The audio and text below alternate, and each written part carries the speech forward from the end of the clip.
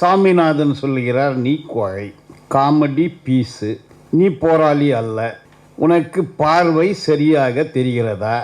இதை எப்படி திருப்பி போடலாம்? வாஞ்சிநாதன் அவரை பார்த்து இதே வார்த்தையை பேசியிருந்தால் தீர்ப்பு கொடுத்துக்கிறீங்க, நல்ல விஷயந்தான். பட் நீங்கள் அங்கேயே காலேஜில் படிச்சிருக்கிறீங்க, அது ஒன்றும் பிரச்சனை இல்லை, படித்தது ஒன்றும் இல்லை. அந்த படித்த பிறகு நீங்கள் வக்கீல் தொழில் ஆரம்பிச்சிங்களே, அதுவும் அங்கே தான், அதுவும் பிரச்சனை இல்லை, நீங்கள் வக்கீல் தொழில் ஆரம்பிக்கலாம். இந்த டெசிக்னேட்டட் சீனியர் பிபி ஹெக்டே கிட்ட நீங்கள் வந்து ஜூனியராக போயிருக்கிறீங்க, அது கூட பிரச்சனை இல்லை. பட் பிபி ஹெக்டே தான் இந்த பிளைன்டிஃப்க்கு ரொம்ப வருஷமாக லாயரு. அது குறிப்பாக நீங்கள் ப்ராக்டிஸ் பண்ணும்போது அந்த கேஸ் எல்லாம் எடுத்துன்னு போறீங்கன்னு தான் அவரு பார்த்தாரு.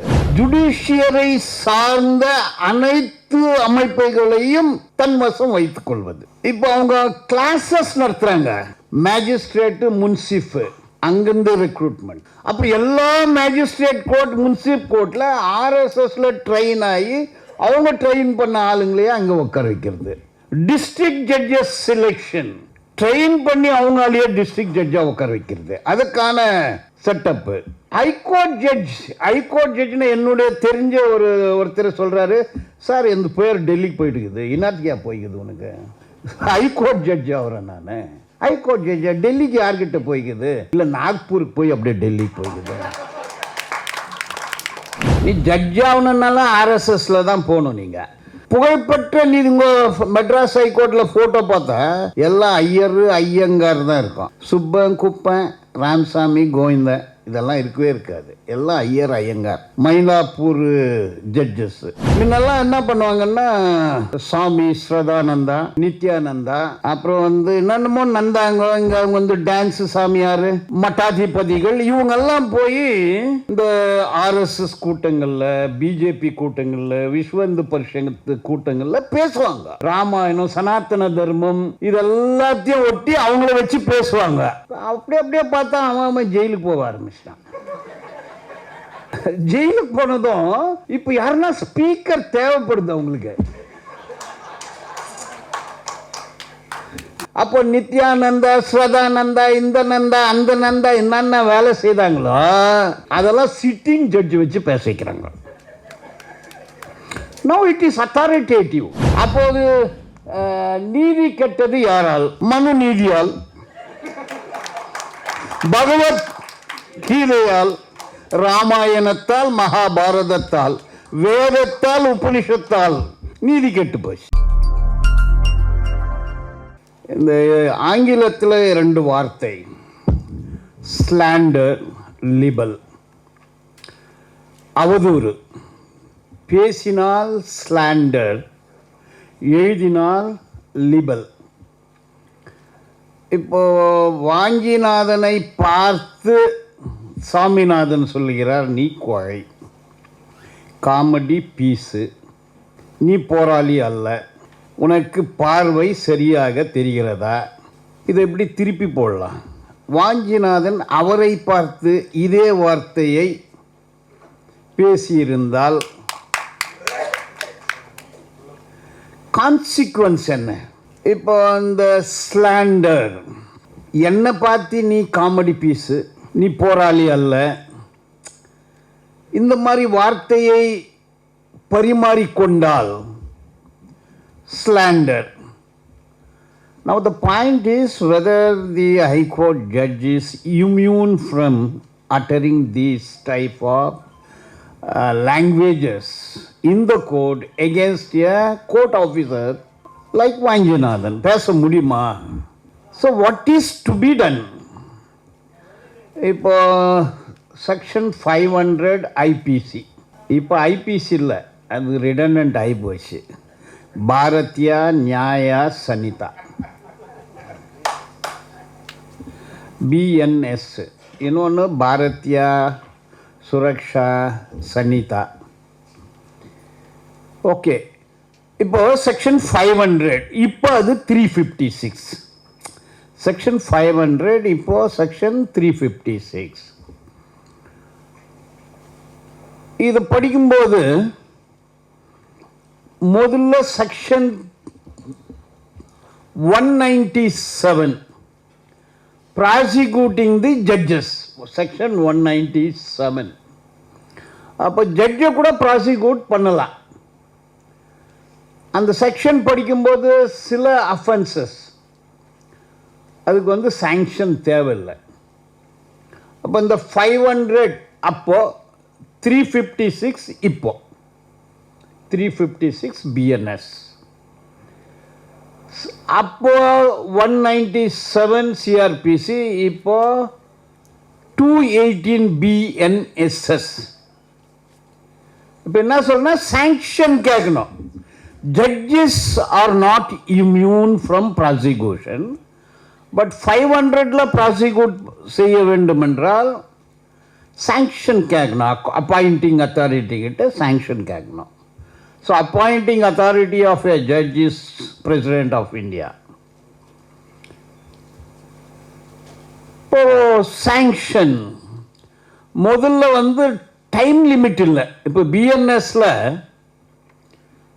சாங்ஷன் கேட்டு 120 நாளுக்குள்ள சாங்ஷன் தரவில்லை என்றால் deemed sanction you can prosecute.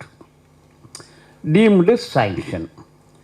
So இன்னொரு பாயிண்ட் என்னன்னா, whether judges are protected by judges protection act 1985, நீதிபதிகளின் பாதுகாப்பு சட்டம், செக்ஷன் 3. அப்போ செக்ஷன் 3 ஸ்லாண்டர் இந்த மாதிரிய வார்த்தைகளை பேசினால், அப்போ ஜட்ஜஸ் ப்ரொடெக்ஷன் ஆக்ட் 1985 செக்ஷன் 3 ஜட்ஜிக்கு உதவுமா அப்படின்றது ஒரு கொஸ்டின். அப்போ if you read judges protection act 1985, it will not protect the judges. அப்போது Swaminathan is set a ground. மாண்புமிகு நீதியரசர், honorable judge, because he holds a position, constitutional position, we should respectfully address him. Vanchinathan ஒரு notice கொடுக்கலாம், legal notice. நீங்கள் என்னை ஒட்டி இந்த மாதிரி எல்லாம் பேசுனீங்க. See, it touches integrity of an advocate, integrity of an individual, status of an individual. So he had a status in the public domain that he was a people's advocate. Now it is completely shattered, devastated. இதுக்கு மேலே case வருமா அவருக்கு? when a judge comments on an advocate, நீ ஒன்றுக்குமே எதுக்குமே உதவாத கர, நீ ஒரு comedy piece, it's a great defamatory imputation. அதனால் ஒரு நோட்டீஸ் கொடுக்கலாம். என்ன ரிப்ளை கொடுக்குறாரு பார்க்கலாம். அவர் ஆவேசமாக நான் பேசிட்டேன், ஐ வில் வித்ட்ரான்னா அதோட விட்டுடலாம். இல்லைன்னா சாங்ஷன் கேட்கலாம் சாங்ஷனிங் அத்தாரிட்டி கிட்ட. 120 நாளுக்குள்ளே கொடுக்கல, ரிஜெக்ட்னா நம்ம அது மேலே ஹைகோர்ட்டுக்கு போகலாம். It's a legal battle. இது வந்து இட்ஸ் நாட் தட் சிம்பிள். இவர் சோஷியல் மீடியாவில் என்னெல்லாம் பேசியிருக்காருன்றதை மருதையன் டீட்டெயிலாக சொன்னார். மருதையன் அதை நான் சொல்ல போகிறதில்ல. பட் இவர் ஒருத்தர் தானா அப்படின்னு பார்த்தா இல்லை. அங்கே அலகாபாத் நீதிமன்றத்தில் போன வாரம் சேகர் குமார் யாதவ் அப்படின்ற ஒரு ஜட்ஜி பேசியிருக்காரு. இதெல்லாம் சோஷியல் மீடியாவில் இருக்குது. அவர் வந்து பாடக புத்தத்திலே மனு நீதி, வர்ணாசிரம நீதி, கீதை, பகவத்கீதையா, ஓகே இன்னமும் ஒரு கீதை, ராமாயணம், இதெல்லாத்தையும் பாட புத்தகமாக வைக்கணும். இது வந்து இதை ஒட்டியெல்லாம் அவர் பேசுகிறாரு. சென் அப்படின்ற ஒரு நீதிபதி மெஹலயா ஹைகோர்ட்டில் இந்தியா சுதந்திரம் அடைந்த பிறகு இதை ஒரு இந்து நாடாக அறிவித்திருக்க வேண்டும் அப்படின்னு சொல்கிறாரு. இப்போ நீங்கள் கர்நாடகாவில் ஒரு ஜட்ஜி ஆட்டோவில் ஒரு 5 பேரை ஆட்டோக்காரன் கூப்பிட்டு போகிறான். கோரிப்பாளையத்தை தாண்டி போனால் அது ஒரு பாகிஸ்தான்ன்றார். இன்னொரு ஜட்ஜி தீர்ப்புலையே பூநூல் போடுறது, தலை மேலே பெண்கள் ஒரு துணியை போடுறது. இது துணி, இது நூல். தலை மேலே துணி போட்டால் அது வந்து மதம், பூநூல் போட்டால் அது தர்மம். இது இந்தியா பூராவும் இதை தான் பேசிட்டு வராங்க. இந்தியா பூராவும் அந்த மாதிரி 100கணக்கானதை சொல்லிட்டு போகலாம். இந்தியாவில் மொத்தம் 25 ஹைகோர்ட் இருக்குது. இப்போது ஆந்திர பிரதேஷ் ஹைகோர்ட்டை சேர்த்து 25. ஹைகோர்ட்டில் சாங்ஷன்டு ஸ்ட்ரென்த் 1114. 860 ஜட்ஜஸ்ஸு ஹைகோர்ட்டு சிட்டிங்க இருக்கிறாங்க. இப்போ 2018லேருந்து 2023 வரைக்கும் 632 ஜட்ஜஸ், ஹைகோர்ட் ஜட்ஜஸை அப்பாயிண்ட் பண்ணாங்க. பேசும்போது ரெப்ரசன்டேட்டிவ் டெமோக்ரஸின்னு சொன்னாங்க. அப்புறம் ஒலிகார்க்கின்ற ஒரு வார்த்தையும் பயன்படுத்தினாங்க. ஒலிகார்க்கின்றது ஒரு சிறு குழு, அப்படின்னா 3-4 சாதியை சார்ந்தவர்கள் எல்லாத்தையும் கண்ட்ரோல் பண்ணுறாங்கன்றது அர்த்தம். 632ல் எஸ்சி பட்டியலின மக்கள் 17%, 3% தான் வாய்ப்பு கிடைச்சிருக்கு. 3%, 17%க்கு 3%. மைனாரிட்டிஸ் 15.5%, ஒரு 5%க்கு தான் அந்த வாய்ப்பு கிடைச்சிருக்கு, ஜட்ஜஸாக அப்பாயிண்ட் ஆகிருக்காங்க. ஆதிவாசிஸ் எஸ்டி 10%, 8ன்றாங்க 10ன்றாங்க, ஆனால் ஒரே 1% தான் எஸ்டியில் ஜட்ஜஸாக இருக்கிறாங்க. இது எல்லாத்தையும் கூட்டி பார்த்தா 23%. அதோட கூட பேக்வர்ட் கிளாஸ் அவங்க 52%. இது பழைய சென்சஸ், இப்போ எடுத்த இன்னும் ஜாஸ்தி இருக்கும். 52%க்கு 11.2%. இதை கூட்டினீங்கன்னா 23% வரும். 77% பார்ப்பனர்கள், காஷ்யாத்தாஸ், அதாவது சத்ரியாஸ், அப்புறம் பனியாஸ். இப்போ இந்த 3 கம்யூனிட்டி தான் 77%. இப்போ எல்லாத்துலேயும் அவங்க தான் இருக்கிறாங்க. நான் கர்நாடகாவிலேருந்து வரேன். 51 ஜட்ஜஸ்ஸு, 19 பேர் பார்ப்பனர்கள் தான். வேறவங்கெல்லாம் என்ன தலிதா? இவன் டைரக்டாக ஆர்எஸ்எஸ் அண்ட் ஆர்எஸ்எஸ் சப்போர்ட்டடு. நீ ஜட்ஜ் ஆகணுன்னாலும் ஆர்எஸ்எஸில் தான் போகணும் நீங்கள். அப்போது இந்த 3 வகுப்பை சார்ந்தவர்கள் மேலே போனோன்னா, 100வது மாடிக்கு போனோன்னா லிஃப்ட்டில் ஏறி சர்றன் போயிடுவான் மேலே. சூத்திரன் தலித் வந்து ஸ்டெப்பில் போகிறோம், நம்ம ஸ்டெப்பில் போகிறோம், லிஃப்டில் போகிறோம். அப்படி இதை வந்து உருவாக்குறாங்க. இப்போ ஏபிவிபி, அகில பாரத வித்யார்த்தி பரிஷத், அங்கேருந்து ரெக்ரூட் ஆன பிறகு அது அகில பாரத ஜட்ஜஸ் கமிட்டின்னு ஒன்று வருது, லாயர்ஸு. அதில் உறுப்பினர் யாருன்னு உங்களுக்கு தெரியும், நான் சொல்ல வேண்டியதில்லை. ஸோ ஏபிவிபிலேருந்து ப்ரொமோட் ஆகி அங்கே போகிறாங்க. ஏபிவிபிலேருந்து ப்ரொமோட் ஆகி ஹைகோர்ட் ஜட்ஜாக வராங்க, supreme judge. This are all planned. இது எப்படி இந்த தக்க வச்சு கொள்ளுது, இது எப்படி சாத்தியமாகுதுன்னு பார்த்தீங்கன்னா, it's a bigger game plan. இந்த ஜுடிஷியரி, நீதித்துறையின் வயசு சுதந்திரத்திற்கு முன், அது பிரிட்டிஷ் இந்தியா 1857, 1947, 90 வருஷம். ஸோ 1947 இப்போ 225. இதுதான் நீதித்துறையுடைய வயசு. இது இந்தியா, அது பிரிட்டிஷ் இந்தியா. இப்போ first university, Madras university, Calcutta university, Bombay university 94% பார்ப்பனர்களை யூனிவர்சிட்டியில் டிகிரி வாங்கினாங்க. அப்போ ஜுடிஷியரியை வந்து எடுத்துக்கிட்டாங்க அவங்க. புகழ்பெற்ற நீதிங்க மெட்ராஸ் ஹைகோர்ட்டில் ஃபோட்டோ பார்த்தா எல்லாம் ஐயங்கார் தான் இருக்கும். சுப்பன், குப்பன், ராமசாமி, கோவிந்தன் இதெல்லாம் இருக்கவே இருக்காது. எல்லாம் ஐயங்கார்.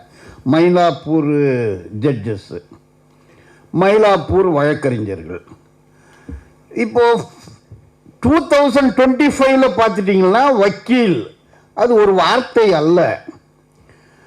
இதில் வந்து வக்கீல்னும் போது corporate advocate, celebrity advocate, per hour fees advocate, per day fees advocate, appearance fees advocate, வசதி படைத்த அட்வொகேட்டு, பிராமண அட்வொகேட்டு, பனியா அட்வொகேட்டு, சத்ரியா அட்வொகேட்டு, காக்ஷத்தியா அட்வொகேட்டில் பல ரகங்கள். இப்போ இந்த என்டையர் ஜுடிஷியல் சிஸ்டம் அவங்க கையில் போயிட்டுருக்கு. இப்போ ஜுடிஷியல் சிஸ்டம் இப்போ Hindu advocate okay, no problem. Hindutva advocate, துவா இந்து அட்வொகேட் வேற, துவா இந்துத்துவா அட்வொகேட்டு, பார்ப்பன அட்வொகேட்டு, சனாத்தன தர்ம அட்வொகேட்டு, மனு தர்ம அட்வொகேட்டு, வெவ்வேறு பேர்களெல்லாம் இருக்கிறாங்க. அப்போ அலகாபாத்தில் பஜ்ரங் தள் அட்வொகேட்ஸ், இங்கே வேற பேர்கள் இருக்கிறாங்க. அப்போ bar association, Karnataka bar association, bar association of India, entire bar association வந்து அவங்களே கேப்சர் பண்ணிக்கிறாங்க. ஆர்எஸ்எஸ் வழக்கறிஞர்கள் தான் கர்நாடகாவில் bar association president, bar council அவங்களது, பார் அசோசியேஷன் அவங்களது, பார் கவுன்சில் ஆஃப் இந்தியா அவங்களது, அட்வொகேட் ஜெனரலும் அவங்கள, அட்டார்னி ஜெனரலும் அவங்கள, அடிஷ்னல் அட்வொகேட் ஜெனரலும் அவங்கள, அடிஷ்னல் சாலிசிட்டர் ஜெனரலும் அவங்கள, கோர்ட்டால் நம்பர் 1 to 5 அட்வொகேட் வேற, 5 to 10 அட்வொகேட்டு வேற, 10 to 15 கோர்ட்டால் நம்பர் அட்வொகேட்டே வேற. கடைசியில் பார்த்தா சூத்திர அட்வொகேட்டு, தலித் அட்வொகேட்டு கோர்ட்டால் நம்பர் 29, 28 தான் இருப்பாங்க. மற்றது பிரைம் போஸ்டெல்லாம் அவங்ககிட்டே இருக்கு. அப்போ என்டையர் ஜுடிஷியரி அது வந்து கார்ப்பரேட் சனாத்தன ஃபேசிஸ்ட் கையில் ஏற்கனவே போயிடுச்சு. அப்போது இந்த கான்ஸ்டிடியூஷன் இந்து ராஷ்டிராவை 100 வருஷம் ஆயிடுச்சு. இப்போ இது இந்து ராஷ்டிராவுடைய 100வது ஆர்எஸ்எஸ் 100வது விழா. இதனுடைய சேர்மன் வந்து இப்போ தர்மஸ்தலான்னு சொல்கிறீங்களே, தர்மஸ்தலாவுடைய அந்த காவந்தர் அவர் அதனுடைய சேர்மனு. அவருக்கு பத்ம விபூஷன் அவார்டு வேறு கொடுத்துருக்குறாங்க. பத்ம விபூஷன் அவார்டு. அவர் பிஜேபியுடைய ராஜ்யசபா மெம்பர்.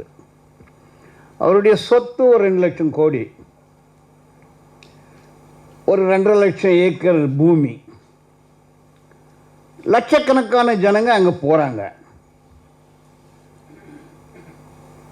இவ்வளோ கோடி பணம்னா பெண்கள் காணாமல் போகிறாங்க. காணாமல் போகிற பெண்கள் எல்லாருமே வந்து பார்ப்பன பெண்கள் தான்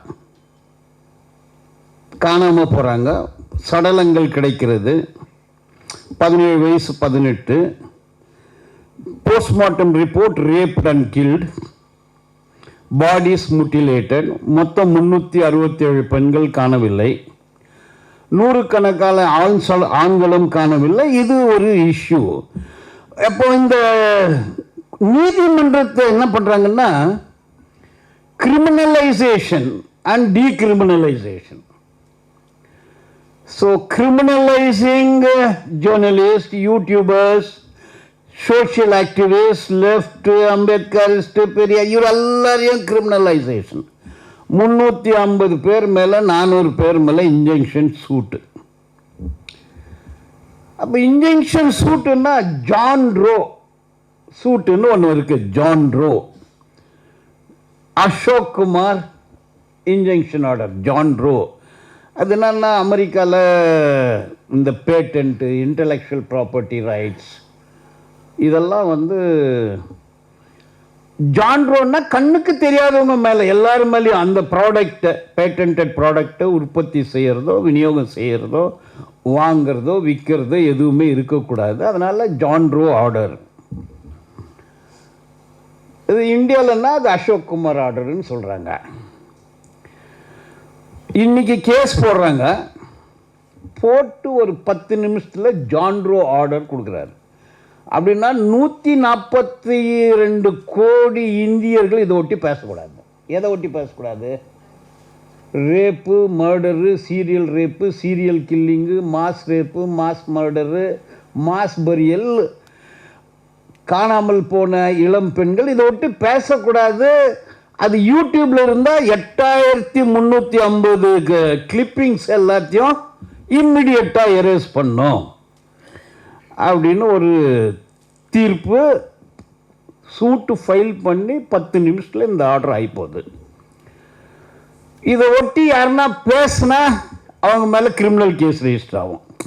ஸோ டீக்ரிமினலைசிங் தி கல்பிரிட்ஸ், கிரிமினலைசிங் தி இன்னோசென்ஸ். இது எப்படி செட்டப் பண்ணுறாங்க பாருங்கள். கேஸ் போட்டாங்க. அந்த கேஸில் நான் தான் 3 பேருக்கு இது, அதில் இந்த 1500-2000 பேஜஸ், 348 பேர் டிஃபெண்டன்ட்டு. ஜெராக்ஸுக்கே கணக்கு போட்டால் 9.5 லட்சம் ரூபாய் வருது. பணங்கிறது செலவு பண்ணுறாங்க. ஸோ அந்த ஜட்ஜி யார், அந்த வழக்கறிஞர் யாருன்னா I5 அட்வொகேட்ஸ் தான். பர் ஹவர் பர் டே ஒரு கேஸ்க்கு I5 அட்வொகேட்ஸு. ஜட்ஜி உடனே தீர்ப்பு கொடுத்துட்டாரு. இவர் யார் அப்படின்னு பார்த்தா, இவர் அவங்க நடத்துகிற இன்ஸ்டிடியூஷனில் தான் லா படிச்சுக்கிறாரு.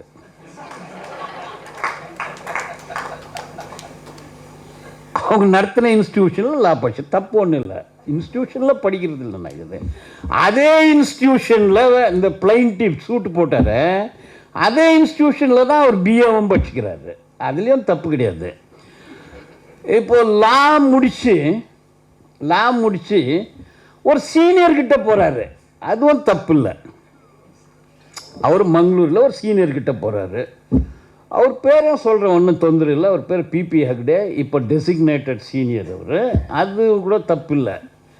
இந்த பிபி ஹெக்டே தான் இந்த பிளைன்டிஃப்க்கு 100 கணக்கான கேஸில் வழக்கறிஞர். அவருக்கு இவர் ஜூனியரு. இந்த வழக்கில் எல்லாம் போய் ஆஜராகிறார் இவர். ஸோ 2 நாள் ஆச்சு, 3 நாள் ஆர்கியூமெண்ட்டு, கோர்ட்டில் வாதம் பண்ண அவங்க பக்கமே பேசுகிறார் அவர். இதெல்லாம் கண்டுபிடிச்சி ஒரு மெமோ போட்டேன் நான். ஐயா, நீங்கள் தீர்ப்பு கொடுத்துக்கிறீங்க, நல்ல விஷயந்தான்.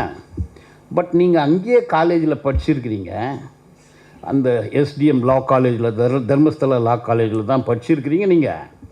அது ஒன்றும் பிரச்சனை இல்லை, படித்தது ஒன்றும் இல்லை. அந்த படித்த பிறகு நீங்கள் வக்கீல் தொழில் ஆரம்பிச்சிங்களே, அதுவும் அங்கே தான். அதுவும் பிரச்சனை இல்லை, நீங்கள் வக்கீல் தொழில் ஆரம்பிக்கலாம். நீங்கள் இந்த டெசிக்னேட்டட் சீனியர் பிபி ஹெக்டே கிட்ட நீங்கள் ஜூனியராக போயிருக்கிறீங்க, அது கூட பிரச்சனை இல்லை. பட்டு பிபி ஹெக்டே தான் இந்த பிளைன்டிஃப்க்கு ரொம்ப வருஷமாக லாயரு. அது குறிப்பாக நீங்கள் ப்ராக்டிஸ் பண்ணும்போது அந்த கேஸ் எல்லாம் எடுத்துன்னு போகிறீங்கன்னு தான் அவர் பார்த்தாரு. நான் படித்தது கரெக்டு, அந்த லா காலேஜில் தான் படித்தேன். ஸோ பிபி ஹெக்டேவுடைய ஜூனியர் நான் தான். நான் வக்காலத்தே போடலையான்னாரு. நான் சொன்னேன், வக்காலத்து போடல அப்படின்றது பிரச்சனை இல்லைங்க, நீங்கள் தான் ரெப்ரசன்ட் பண்ணிக்கிறீங்க, you are a brief holder அப்படின்னு சொன்ன பாரு. இது எப்படி ஒரு சிஸ்டமேட்டிக்காக ப்ராசிக்யூட்டர்ஸு, ஜட்ஜஸ்ஸு, போலீஸு, இது ஒரு கூட்டாக செயல்படுறாங்க. அதனால் இது சொல்கிறேன். இதெல்லாம் பண்ண பிறகு இதை என்ன பண்ணலான்னு கேட்டார். நீங்கள் இந்த கேஸை வேறு கோர்ட்டுக்கு அனுப்பிச்சிருங்கன்னு சொன்னேன். உடனே எழுதி வேறு கோர்ட்டுக்கு போட்டுக்கிறாரு அவர்.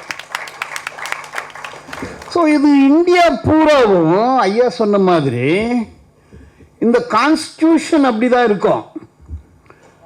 ஆனால் இந்த சோர்ஸ் ஃபார் தீர்ப்பு பண்ணும்போது மகாபாரதத்தை ஒட்டி எழுதுவாங்க, கீதையை ஒட்டி எழுதுவாங்க. யார் சம்புகனை கொன்னது கரெக்டு அப்படின்னு கொடுப்பாங்க, ஏக்கலவன் விரல வெட்டினது கரெக்டுன்னு சொல்லுவாங்க. அப்போ பிறப்பால் உயர்ந்தவன் பிறப்பால் தாழ்ந்தவன், அதுதானே சனாதன தர்மம்னு எழுதுவாங்க. அப்போ இந்த கம்ப்ளீட் சிஸ்டம்னா ஜுடிஷியரியை கையில் எடுத்துக்கிறது, ஜுடிஷியரை சார்ந்த அனைத்து அமைப்புகளையும் தன் வசம் வைத்துக் கொள்வது. இப்போ அவங்க கிளாஸஸ் நடத்துகிறாங்க, மேஜிஸ்ட்ரேட்டு, முன்சிஃபு, அங்கிருந்து ரெக்ரூட்மெண்ட்டு. அப்படி எல்லா மேஜிஸ்ட்ரேட் கோர்ட், முன்சிப் கோர்ட்டில் ஆர்எஸ்எஸ்ல ட்ரெயின் ஆகி அவங்க ட்ரெயின் பண்ண ஆளுங்களையே அங்கே உட்கார வைக்கிறது. டிஸ்ட்ரிக்ட் ஜட்ஜஸ் செலெக்ஷன் ட்ரெயின் பண்ணி அவங்களாலேயே டிஸ்ட்ரிக்ட் ஜட்ஜாக உட்கார வைக்கிறது, அதுக்கான செட்டப்பு. ஹைகோர்ட் ஜட்ஜ்னு என்னுடைய தெரிஞ்ச ஒருத்தர் சொல்கிறாரு, சார் எந்த பேர் டெல்லிக்கு போயிட்டுக்குது, இன்னாத்தியா போய்க்குது உனக்கு, ஹைகோர்ட் ஜட்ஜ் ஆகிறேன் நான். ஹைகோர்ட் ஜட்ஜா டெல்லிக்கு யார்கிட்ட போய்க்குது, இல்லை நாக்பூருக்கு போய் அப்படியே டெல்லிக்கு போய்க்குது, என் பேர் இருக்குது, இருந்தால் என்ன பண்ண போகிறேன், ஜட்ஜ் ஆகிறேன். அண்ணா இப்போ நாக்பூர் போய் டெல்லிக்கு போய் அப்புறம் ஹைகோர்ட் ஜட்ஜ் ஆகிறது. ஸோ நான் இந்த லக்னோவில் ஒரு case, UAPA case, very serious case, அங்கே போயிட்டு இருந்தேன் நான். அங்கே வக்கீலுங்கிட்டெல்லாம் வந்து பேசிட்டு இருக்கும்போது அந்த ஜட்ஜு, ஹைகோர்ட் ஜட்ஜு, சார் இவர் எப்படி தெரியுமா, இவர் ஆர்எஸ்எஸ் பிஜேபி இது ஹேண்ட்பில் கொடுப்பாரு, யாருன்னா ஆர்எஸ்எஸ் லீடரு, பிஜேபி லீடர் வந்தால் ஏர்போர்ட்டில் ரிசீவ் பண்ணுவார், ஹோட்டலில் தங்க வைப்பார், இப்படியே பண்ணி இந்த கேஸே கிடையாது, பார்த்தா ஹைகோர்ட் ஜட்ஜ் ஆகிட்டார் சார் அவர். ஸோ இது smart extraordinary work, but judiciaries is with them. See, judiciary is completely taken over by them. அப்போ கம்ப்ளீட்லி டேக்கன் ஓவர் பை தெம்னு தான் முன்னெல்லாம் என்ன பண்ணுவாங்கன்னா, சாமி ஸ்ரதானந்தா, நித்யானந்தா, அப்புறம் வந்து என்னென்னமோ நந்தாங்க, இங்கே அவங்க வந்து டான்ஸு சாமியார், மட்டாதிபதிகள், இவங்கெல்லாம் போய் இந்த ஆர்எஸ்எஸ் கூட்டங்களில், பிஜேபி கூட்டங்களில், விஸ்வ இந்து பரிஷத்து கூட்டங்களில் பேசுவாங்க. ராமாயணத்தை ஒட்டி பேசுவாங்க, மகாபாரதத்தை ஒட்டி பேசுவாங்க, துரோணாச்சாரியரை ஒட்டி பேசுவாங்க, ராமர் வனவாசம் போனதை ஒட்டி பேசுவாங்க, ராமாயணம், சனாத்தன தர்மம், இதெல்லாத்தையும் ஒட்டி அவங்கள வச்சு பேசுவாங்க. அப்படியே பார்த்தா அவன் ஜெயிலுக்கு போக ஆரம்பிச்சிட்டான்.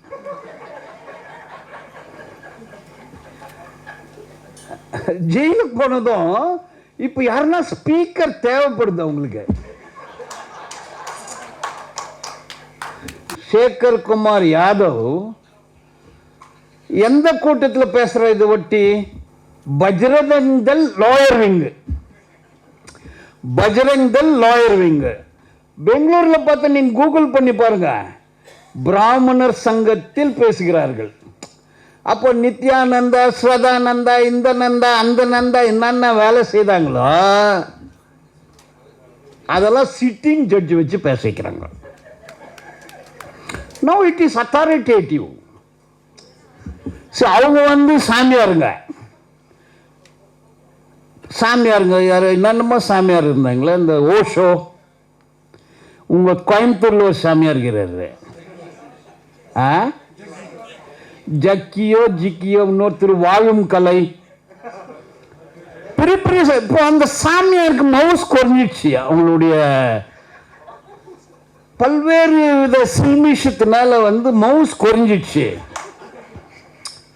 ஸோ புது விதமான ஒரு speakers, preachers, new type of preachers they required.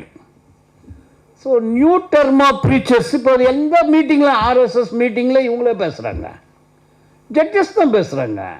பிராமணர் சங்கம், பஜ்ரங்க தள், விஸ்வ இந்து பரிஷத்து, சனாத்தன சன்ஸ்தா, இந்த மீட்டிங்கில் வந்து இந்தியா பூரா, காஷ்மீர் டு கன்னியாகுமரி 77% ஜட்ஜஸ் அவங்க தான், 77%. இவங்க போய் இதை பேசுறாங்க, அதே மாதிரி எழுதுறாங்க. அப்போ கான்ஸ்டியூஷன் இப்படி தான் இருக்கும். இந்த சோசியலிசம், டெமோக்ரஸி, சாவரினிட்டி, இன்டெகிரிட்டி, இதெல்லாம் அப்படியே இருக்கும். இதை அப்படியே வச்சு இப்போ 3 விதமான ஒன்று பாராளுமன்றத்தை சட்டம் எழுதுகிறாங்க, அதுவும் அவங்க கையிலே போயிடுச்சு. ஸோ RSS உடைய member prime minister, home minister தான் அந்த ஐபிசி, சிஆர்பிசி எவிடன்ஸ் ஆக்டை கம்ப்ளீட்டாக மாற்றிட்டார் அவர். And there are amendments to protect hate speakers. இப்போ offence against women no FIR can be registered. So இந்த வேலையை அவங்க பாராளுமன்றத்தில் செய்கிறாங்க. This is one way of making law. இது கம்ப்ளீட்டாக இந்த amendment, the change of criminal laws, it is Sanatana Dharma லாவை கொண்டு வந்துக்கிறாங்க. அது செப்பரேட் சப்ஜெக்ட் விடுங்க. Next is president judge made law, article 141 of the constitution of India. இந்த ஜட்ஜிங்களை வச்சு எல்லாம் எழுதி வைக்கிறாங்க. It will go against reservation. So they pass legislation introducing contract labor and abolition act was completely decimated, higher fire, no job security, no wage security, no social security. These are all judge-made laws. So judge-made laws, precedent. So அவங்களுடைய தீர்ப்பில் வந்து இந்த கட்டுக்கதைகள், புராண புழுவுகள், மனு நீதி, எல்லா நீதியை ஒட்டி எழுதுறாங்க. அப்போது நீதி கெட்டது யாரால்? மனு நீதியால், பகவத் கீதையால், ராமாயணத்தால், மகாபாரதத்தால், வேதத்தால், உபனிஷத்தால் நீதி கெட்டு போச்சு. So we should understand. இதில் வந்து ஒரு அங்கதான் இந்த இஷ்யூ. இப்போ மதுரையில் என்ன நடந்தது, this are all offshoot of this background. Plus இது அதோட நிற்கிறது இல்லை. சொத்து, பணம், காசு, அதிகாரம், சொகுசு, ஆடம்பர வாழ்க்கை யோடு சேர்ந்தது தான் இந்த சித்தாந்தம். அது வெறும் பார்ப்பனர்களுக்கே, சனாத்தனவாதிகளுக்கே அது. அப்போ சூத்திர, தலித், உடல் உழைப்பு செய்யக்கூடிய தொழிலாளர்கள், இவர்களுக்கு எல்லாருக்குமே விரோதமான ஒரு அமைப்பை உருவாக்குவதை கார்ப்பரேட்டும் சனாத்தனவாதிகளும் ஃபாசிஸ்டுகளும் செய்கிற ஒரு நாடகம். அந்த நாடகத்தை மதுரையில் அரங்கேற்றி இருக்கிறாரு. We should ready to face it, fight it, defeat it.